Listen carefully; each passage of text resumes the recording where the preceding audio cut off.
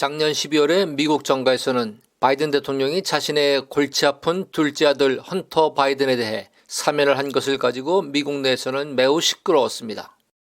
헌터 바이든은 총기 불법 소지, 탈세, 우크라이나 스캔들 등의 12가지 혐의로 재판 중이었는데 이 모든 것들이 사면되었고 게다가 2014년 1월 1일부터 2024년 12월 1일까지 11년 동안 그가 저질렀거나 가담했을 수 있는 미국에 대한 모든 범죄를 포함한 것이라고 말했습니다. 그리고 자신의 노트북에 저장했던 마약 흡입, 형사의 불륜, 성매매 등의 사진들이 세상에 알려지기도 했습니다. 바이든은 둘째 아들에 대해 사면하지 않겠다고 공언을 수차례 한 바 있었지만 바이든은 임기 만료 한 달여를 앞두고 백악관 홈페이지에 게재한 성명에서 로버트 헌터 바이든에 대한 완전하고 무조건적인 사면을 하겠다고 밝혔던 것입니다. 이 사면의 놀랍고도 상식을 벗어나는 것은 바이든이 대통령으로 취임한 2021년보다 7년 전으로 거슬러 올라가 일반 정치인일 때였던 2014년 1월 1일부터 범죄 혐의에 대해 사면의 효력이 시작되어 대통령직을 마감하는 마지막 해인 2024년 12월 1일까지의 11년 동안 자신의 아들의 모든 죄, 즉 아직 기소되지도 않아 인지되지도 않고 그리고 장차 기소될지도 모를 잠재적 법적 리스크에 대해 완전하고도 무조건적인 사면이라는 것입니다. 그런데 바이든 대통령은 한 발 더 나아가 선제적 사면을 몇몇 인사들을 위해 트럼프 대통령 취임 직전 5시간 전에 선언을 하였는데 그는 장차 정치적 동기를 가지고 하는 조사로부터 그들을 보호하기 위한 노력이라고 밝혔습니다. 그런데 이는 아이러니하게도 정치적 동기에 의한 조사를 막기 위해 정치적 동기로 사면을 한 것이었습니다. 그 대상은 트럼프 대통령이 기소를 했던 반트럼프 인물들로서 코비드-19 팬데믹 관련 혐의로 앤서니 파우치, 21년 1월 6일 의회 난입 사태에 대한 하원 조사 특위에 참여한 리즈 체니를 비롯한 9명의 의원들, 그리고 트럼프가 임명했던 마크 밀러 합참의장이었는데 그는 임기 내내 트럼프와 대립했고 재출마한 트럼프를 위험한 파시스트라고 공격했던 자였습니다. 그리고 나서 막차로 트럼프 대통령 취임식 시작 20분 전에 해외 사업에 연루된 자신의 두 형제들과 자매 그리고 그들 부부 포함 5명의 혐의에 대해 선제적 사면을 단행한 것입니다. 시간적으로 급박했던 것으로 보아 범죄 혐의가 분명해 보이고 그래서 바이든에 대한 동생들의 압박이 굉장했을 것으로 짐작이 됩니다. 20분 이상 더 늦어졌다면 동생들 부부 모두 트럼프에 의해 기소되었을 것으로 생각됩니다. 사면이란 확정된 범죄에 대한 선고의 효력 또는 공소권 상실, 형의 집행을 면제시키는 국가원수의 권한입니다. 좁은 의미로는 국가원수의 특권으로서 형의 선고의 효과의 전부 또는 일부를 소멸시키거나 소송의 결과로 판결을 알리는 형의 선고를 아직 받지 않은 자에 대하여 공소권을 소멸시키는 일을 말합니다.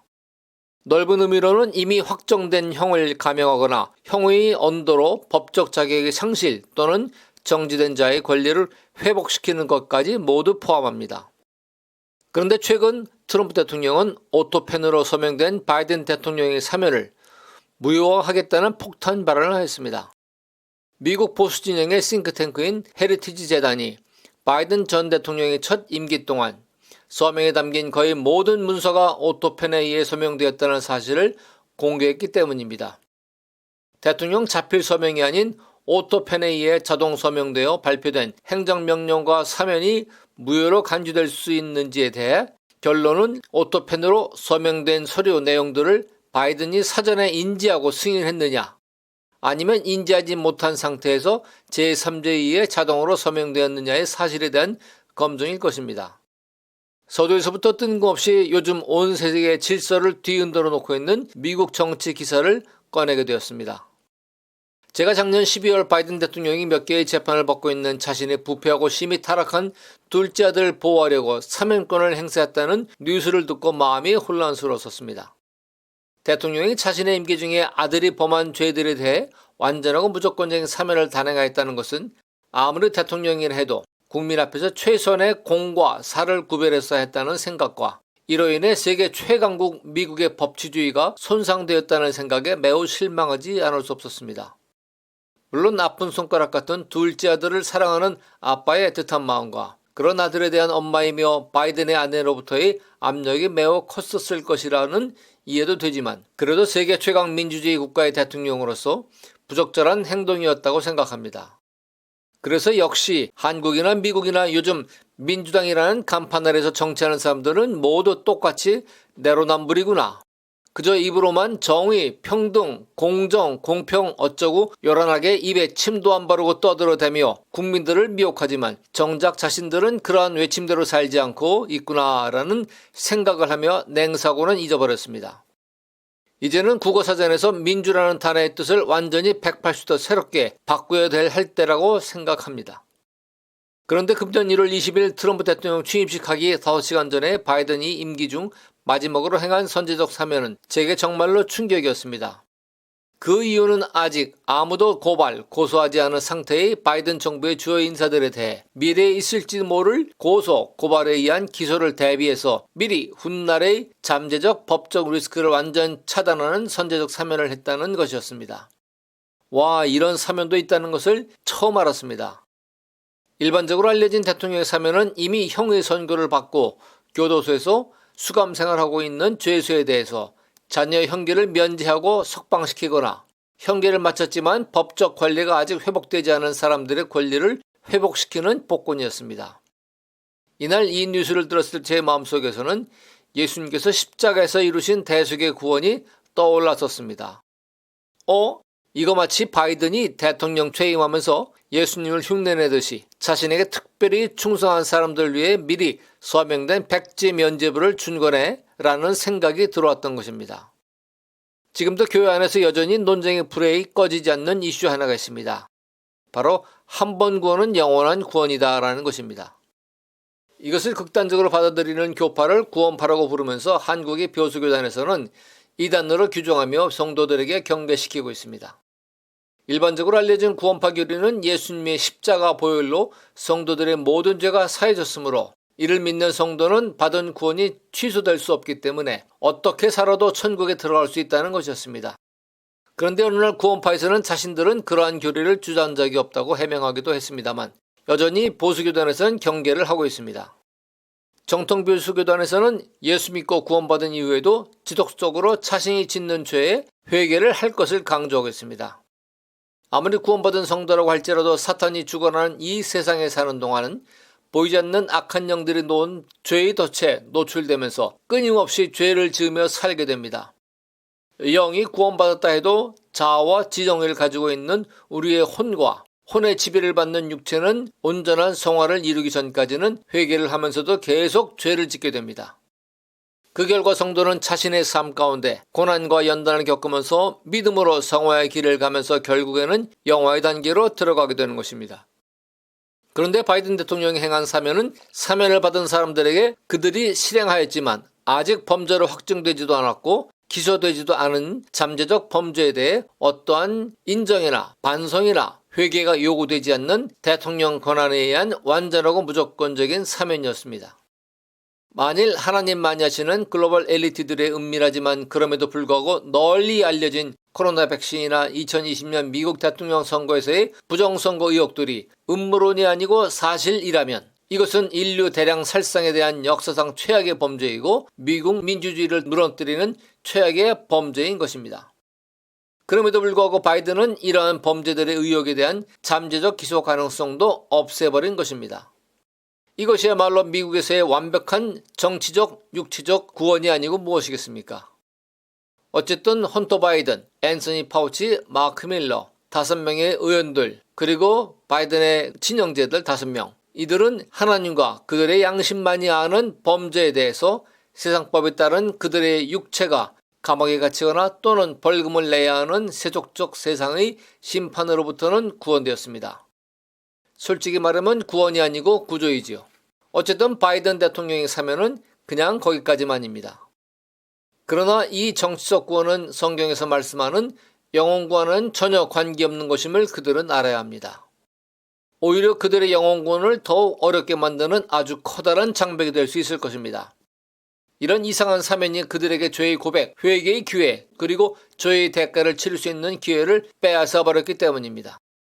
한편 예수님의 십자가 대속을 통한 성도의 영의 구원은 최소 불가능한 것이지만 육을 지배하는 혼은 육과 함께 육체라는 장막을 벗을 때까지 죄의 유혹과 전쟁을 치르며 회개의 삶을 지속하고 성화를 완성해 가면서 하나님 나라에 들어가는 것입니다.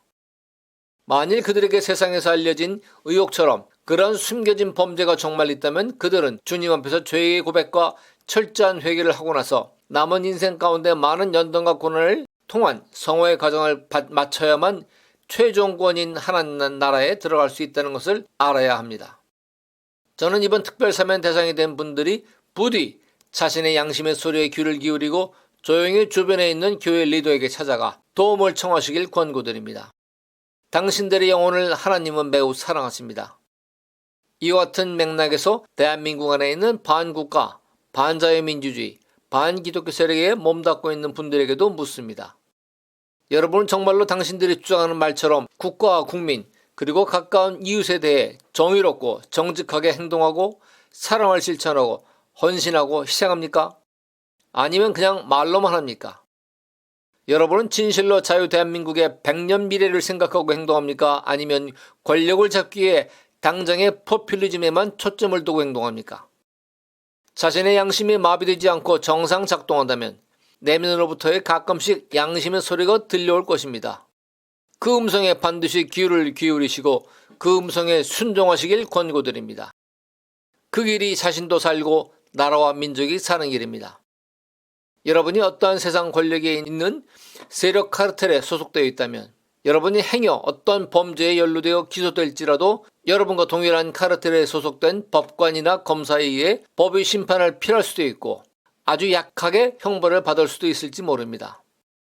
요즘 대한민국 상황을 보고서는 정말 각종 세력 카르텔이 많구나 하는 것을 최근에서야 깨달았습니다.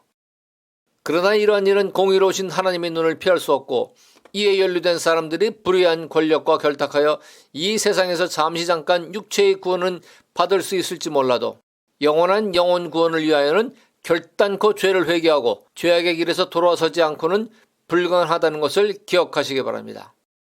정녕 여러분이 영원히 천국에 살기 원하신다면 자신의 죄악된 생각, 위선, 거짓, 모략, 술수, 음모 같은 것들과 지금 완전한 이별을 하십시오. 끝으로 교회 안에 있으면서도 성경 말씀이 오류가 있다고 비판하고 예수님의 신성을 부인하며 성경 속의 기적도 인정하지 않고 다른 종교에도 구원이 있다면서 자의적으로 믿고 있는 분들에게 권고드립니다. 그 잘못된 곁길에서 빠져나오십시오. 바른 믿음의 길로 들어오시기 바랍니다. 영원한 생명으로 가는 길은 자신의 뜻, 이성, 감성, 지식, 경험, 신분, 학력, 욕심, 야망 등을 전부 십자가 앞에 내려놓고 즉 자아 전체를 다 내려놓고 성경 말씀을 머리로서 이해하는 것이 아니고 영으로서 100% 하나님의 말씀이라고 믿는 믿음을 가지고 걸어가야 하는 길임을 깨닫게 되시길 바랍니다.